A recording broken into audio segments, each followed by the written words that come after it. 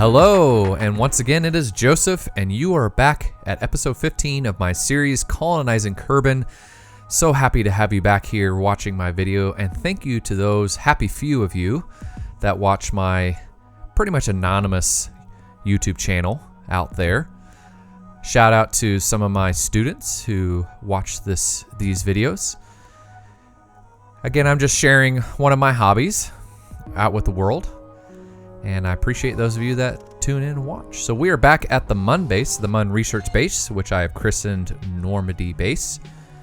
And our scientist, and actually the lead scientist of this expedition and colony, Asgard Kerbin, is out here with Lucas, setting up some deployable science units to gather more science. Is this necessary? Absolutely not. I have completely unlocked the tech tree. And those of you that have just joined my series, the first 10 episodes of this series is me unlocking the tech tree, because this is actually a science mode playthrough. And at this point, with all of the tech available to me, it is essentially just a sandbox game. So on the map screen there for this launch, you may have noticed that there was an icon representing the Kerbal Space Center. And you notice that I timed warp until that icon was where those two lines intersected. And the line that's at an angle is actually at a 6-degree angle. That is the orbit line of the Low Kerbin research station that I launched into orbit back in episode 11. And I've actually been using that to help with my launches for anything that I'm sending to Minmus, because that orbit line is in line with Minmus. And so doing so saves fuel, because if I launched at an equatorial orbital plane, at some point I would have to adjust the orbit, kind of like you see the booster doing right there, in order to realign the orbit. Otherwise, when I fire the engines to try and get out to Minmus, I could potentially pass it. So that's the HOPL-3 booster landing safely back at Kerbin. So this satellite, if you haven't put two and two together yet, is heading out to Minmus.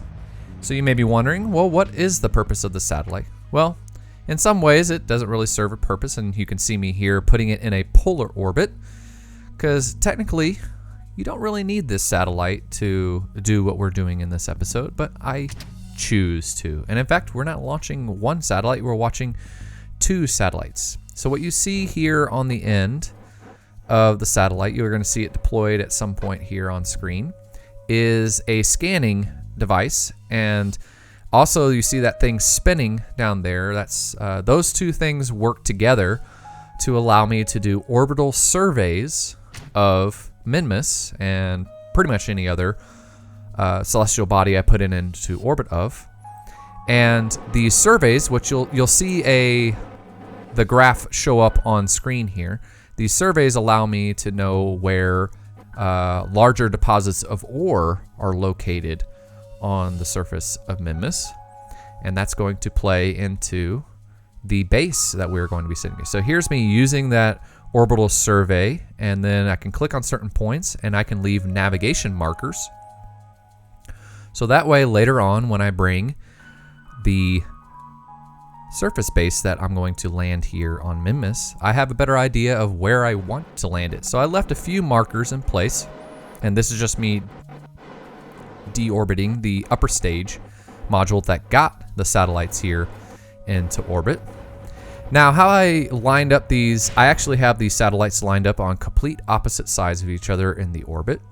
And how I did that pretty much follows the same rules as when I was using the 3 satellites to make a satellite network around Minmus. And you can see me doing that in a previous episode.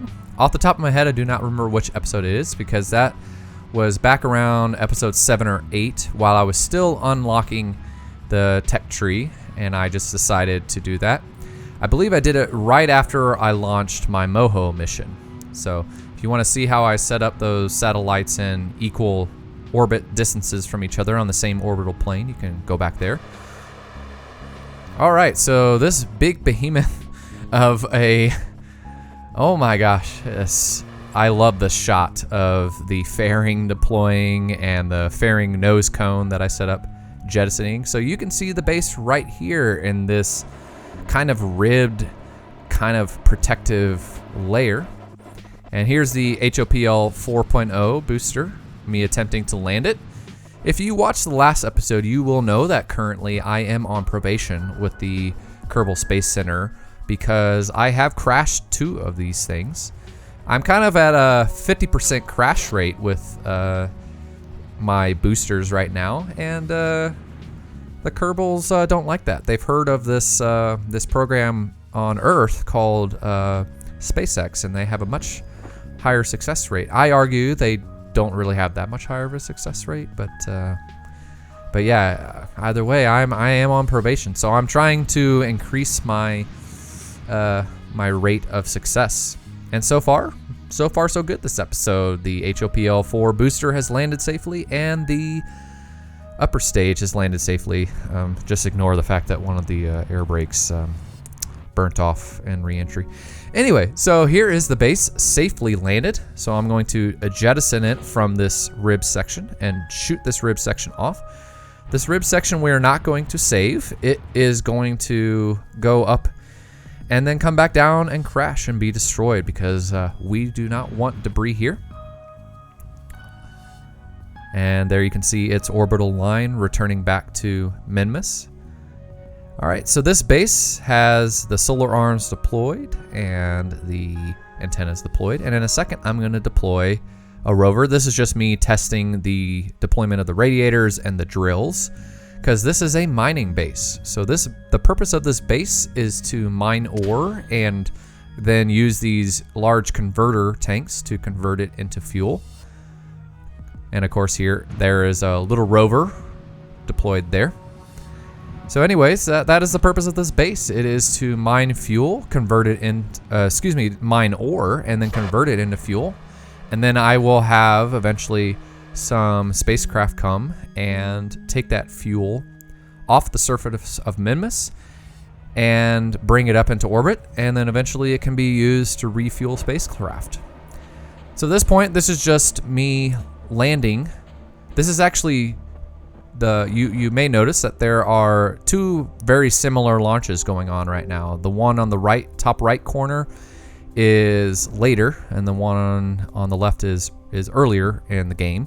And basically, I am launching this space station to go into orbit around Minmus.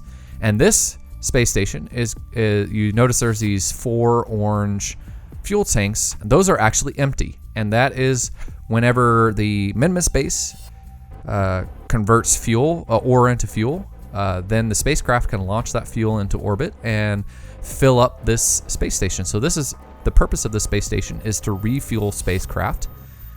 And eventually I will have a spacecraft come and gather fuel from the space station. I can send it to the Mun, I can send it back to Kerbin and refuel spacecraft.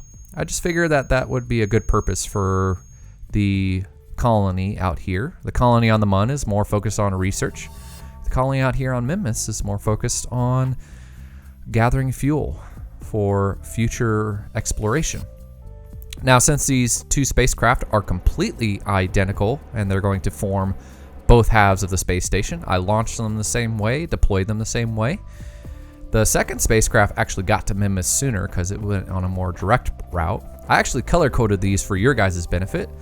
The green one is station number 2, which I call station beta, and the beta half. And then the purple one, which looks kind of a real interesting color when it kind of fuses with the orange there, is the alpha. And since they're completely identical, that means the docking ports are perfectly lined up. And this is actually probably one of my more simple spacecraft to dock together, just because it's 2 of a carbon copy spacecraft.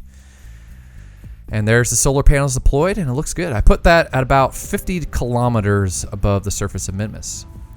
Now, why? You may be asking, why did I choose Minmus? Because the Mun is closer. Why not refuel at a closer place? Well, conservation of fuel is the answer to that. The Mun has higher gravity, so that means that it takes more fuel to land and launch from the Mun. So I actually, in a different game save, I have a stock game save, and it has now become my testing game save, where all these spacecraft, I actually build these spacecraft and test them over in my stock. I keep saying stock. My sandbox, that's what I'm trying to say. My sandbox game save is used for testing all my craft. So I actually do have a mining base. I deployed this mining base on the Mun. Well, see, here's the thing. It takes more fuel to land and more fuel to get off. So that means that less of the fuel is getting transferred in the orbit. And since the Minmus is a much lower gravity than the Mun, that means that less fuel is wasted getting craft off of Minmus and back down to Minmus, and so that fuel can be transferred to other locations. More of it can be transferred. It also makes it so that I can actually build a larger fuel tanker to haul the fuel and actually haul more fuel into orbit. So there is a fuel tanker that I don't think I'm going to use in this series. I'm building a new one, a larger one, and it was more designed for the Mun, but it takes a ridiculous amount of time to fuel up this large refueling station in orbit. So I want to build a bigger one that can transfer more fuel. So you may see that later on in the series, me trying to put this into use. Now, how often I actually use this to refuel ships in the game will depend on how insane I want to go, because it takes a long time to mine and convert fuel and everything. So me practically using this on a regular basis may not happen. All right, so our founding Kerbin is founding this base now. So we've, while I've been rambling and explaining this base, we have Seanben Kerman founding Serenity base. And those of you sci-fi fans out there may be guessing what Serenity is referring to, and that is right. It is a reference to the spacecraft from Firefly. Great show. Would have been nice if the show had lasted longer, but that's kind of how it goes. So we have 2 engineers, 2 pilots, and those pilots are for the lander. And we have 2 scientists. Now this base comes with a gravity ring, and that gravity ring, I was thinking about angling the crew pods a little bit, so that way, because the gravity of Minmus, of course, is going to be a factor, but I went with this anyway. And the idea is basically that since Minmus has a much lower gravity than the Mun or Kerbin, that it might be practical to have a gravity ring for the colonists when they're down here long term. Well, anyway, I hope you guys enjoyed this episode, and thank you so much for watching, those few of you that watch my videos. And I will see you in the next episode as we continue our efforts to colonize the Kerbin system. 2 moons down, Duna and Laythe are still to go.